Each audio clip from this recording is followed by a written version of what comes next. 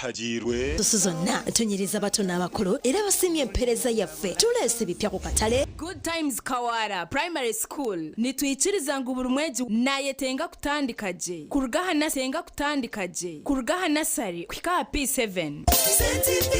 sari kwika P7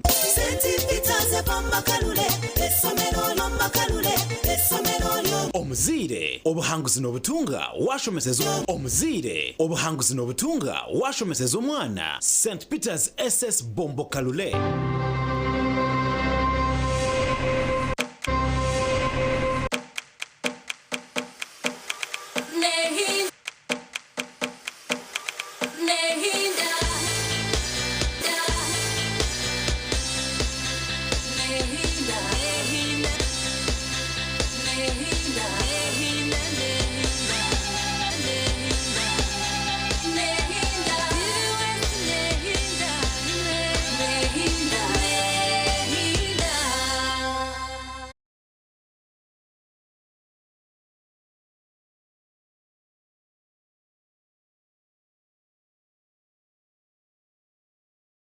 Nito turabe tukutwara Agacencwire agutwatebekanisa omwebazi oguntusa kwakire mtu y'amakuru kuturagarce twije n'amakuru agumbwijire.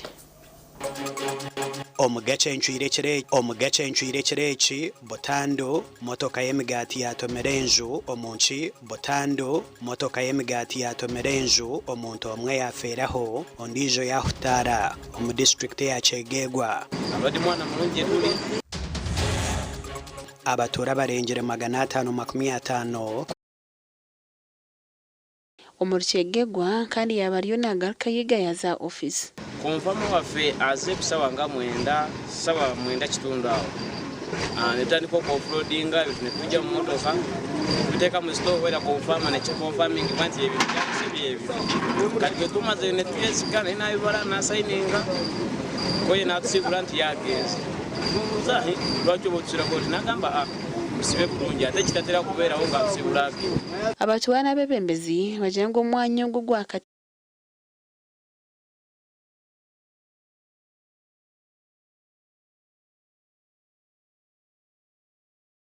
twayebuza president arasa kututumaho mu state house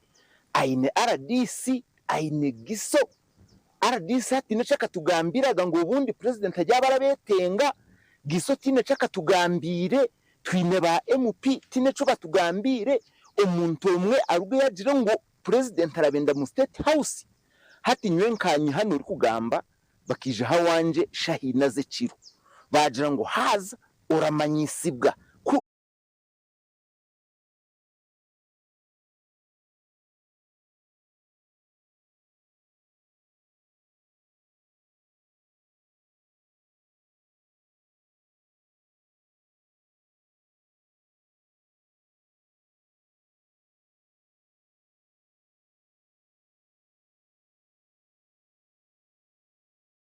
the sub-counties.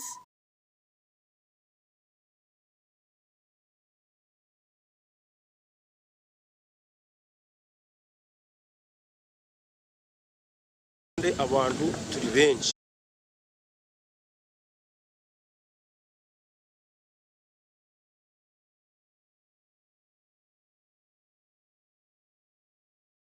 agaruka mu mataka gabo zikanyisa bwisi kandi nebenda government ejichomu echo kukora government yonga bade bitulese block 31 yayogerwako abantu je bemulugunyako era yabatwala mu court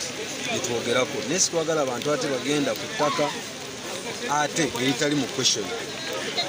baba ino kwemulugunya bagende mu mateeka era n'amateeka gajja bala mu mbeera ne tubasaba kuma mirembe kyekyoka kye tuliko fenga police we tuli ku ground abebembezi enshonga zitakeri bazirindise minister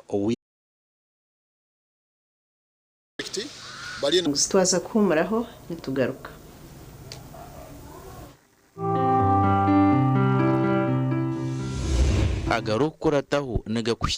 Movit Relaxer Cream, brought to you by Africa's leading hair and skin experts. I get to wear my hair like I live my life.